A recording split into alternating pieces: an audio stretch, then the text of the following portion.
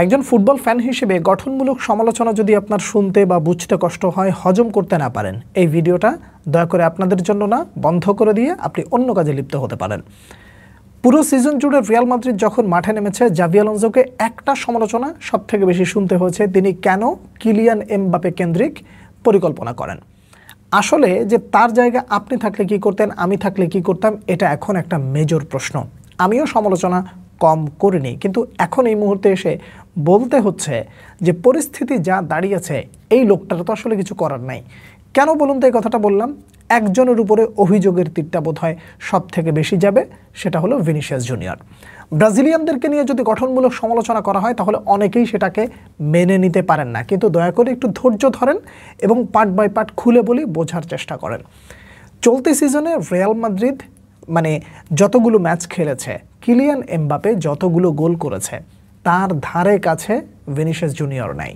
পুরো সিজন জুড়ে একজন মানুষ যদি মাত্র 6টা গোল করে, 5টা অ্যাসিস্ট করে, আপনি সেই বান্দার কাছ থেকে আসলে আর কি প্রত্যাশা করেন? আপনি ব্রাজিলিয়ান ভক্ত হন বা রিয়াল মাদ্রিদ ভক্ত হন, যারই ভক্ত হন না কেন, আপনি বলতে পারেন যে ভিনিসিয়াস জুনিয়র কিলিয়ান এমবাপে আসার পরে আগের মতো নিজেকে মেলে ধরতে পারছেন না।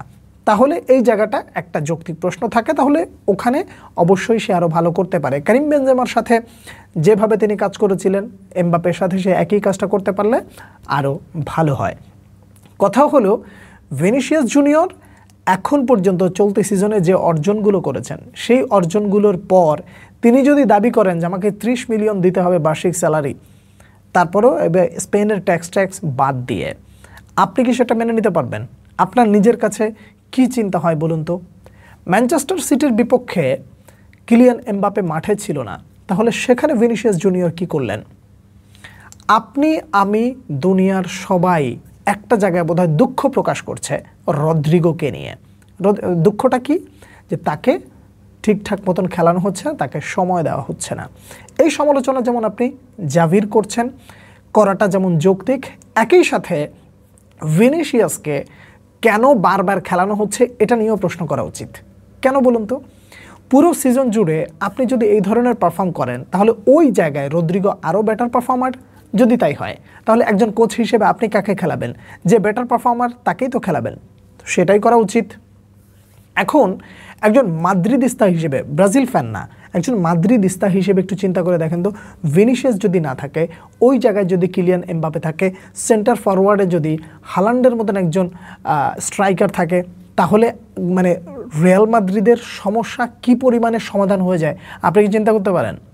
এখন আপনি আমাকে বলবেন যে ভাই আপনি কি কৌশলে ভিনিসিয়াসকে সেল করে দিতে বললেন? সমস্যাটা যদি তাই হয়, তাহলে ডিসাইডটা রিয়াল মাদ্রিদ করবে যে এখন পুরো সিজন জুড়ে আপনি 10 গোল করবেন, 10টা অ্যাসিস্ট করবেন, আপনি বার্ষিক স্যালারি চেয়ে বসে আছেন 30 মিলিয়ন। রিয়াল মাদ্রিদ এটা কি হজম করে নেবে? রিয়াল মাদ্রিদকে এটা আসলেই মেনে নেবে কিনা, এটা কিন্তু একটা মেজর কোশ্চেন।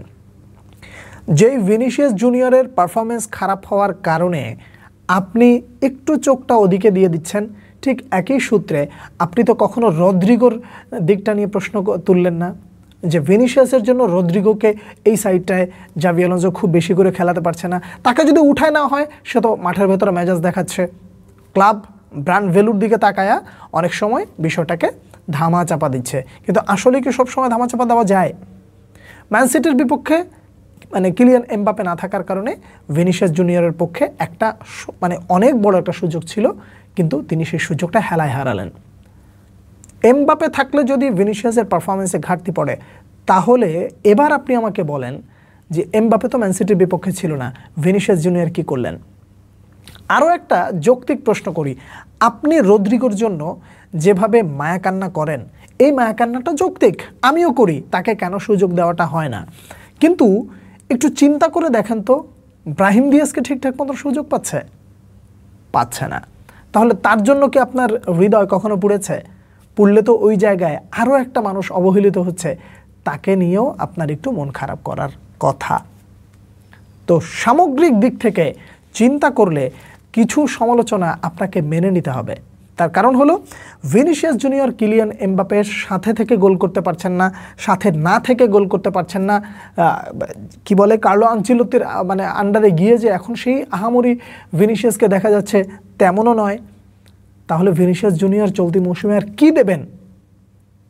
আমরা কি তাহলে এখন বলবো যে ব্যালন ডিওরের ওই মানে ইসের পরে ভিনিসিয়াস জুনিয়র যে হারিয়েছেন, তিনি যে কথা দিয়েছিলেন যে আমি 10 গুণ হয়ে ফিরে আসব, সেই 10 গুণ কবে হবে সেটা হয়তো বা ভিনিসিয়াস অবশ্যই ভালো জানবেন।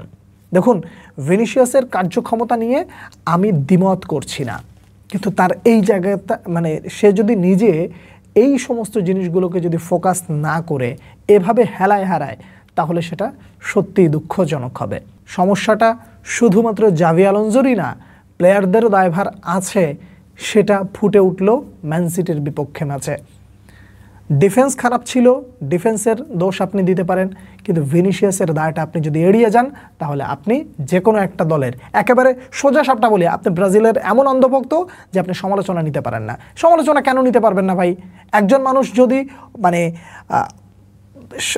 সে যা দেখাচ্ছে তার চেয়ে যদি বেশি কিছু প্রত্যাশা করে, তাহলে আপনি সেটার জন্য সমালোচনা করবেন না? অবশ্যই আপনাকে সমালোচনা করতে হবে, এবং ওই সমালোচনা আপনাকে নিতেও হবে। কেন আপনি নেবেন না? দল হিসেবে রিয়াল মাদ্রিদ ভালো করবে, আপনি আনন্দ করবেন, উল্লাস করবেন।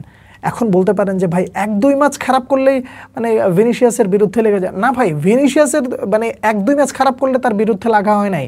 আর এখনও যেগুলো বলছি সবগুলো যৌক্তিক কথা, কোনোটা তার বিরুদ্ধে এমনভাবে বলা না যে এই মুহূর্তে রিয়াল মাদ্রিদ ছেড়ে বের হয়ে গেলেই বোধহয় ভালো হয়। বিষয়টা এরকমও না।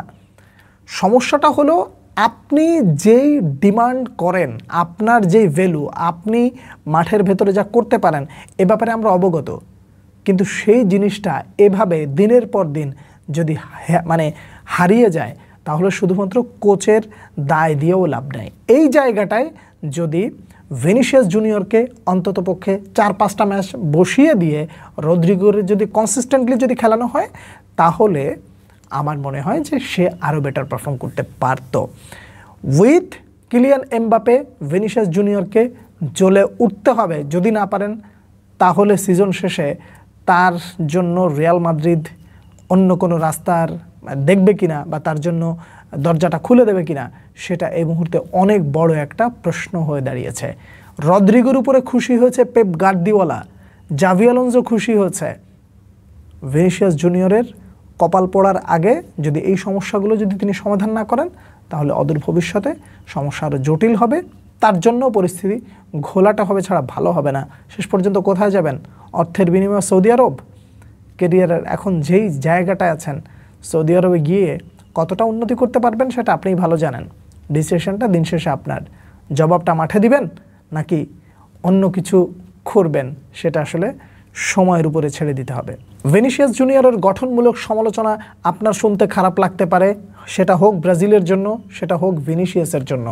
দেখুন, পরিস্থিতি ভিনিসিয়াস জুনিয়র যেইভাবে জটিল করছেন, তাতে করে রিয়াল মাদ্রিদ যদি চিন্তা করে আমরা মুভ অন করতে চাই, তাহলে আর কোনো কিছু করার থাকবে না, তাতে যেই হোক না কেন। দিন শেষে রিয়াল মাদ্রিদের চেয়ে বড় কেউ নয়। এটা সেই ক্রিশ্চিয়ানো রোনালদোর আমল থেকে বা ওই যুগটা যারা দেখেছেন তারা খুব ভালো করে অনুধাবন করতে পারবেন। আশা করি আমি আমার এন্ড থেকে যতটুকু বোঝানোর চেষ্টা করেছি, আপনি কিছুটা মানে হয়তো বা বুঝেছেন। যদি না বুঝে থাকেন তাহলে জানাতে পারেন, বলতে পারেন। আমি আমার দিক থেকে চেষ্টা করব আপনার প্রশ্নের উত্তর দেওয়ার। এই ছিল আমার এন্ড থেকে আপনার সামনে তুলে ধরার মতন বিষয়। আপনারা কে কী মনে করছেন জানাবেন। পরবর্তী ভিডিওতে আবারও দেখা হচ্ছে। সে পর্যন্ত অনেক অনেক ভালো থাকবেন। আল্লাহ হাফেজ।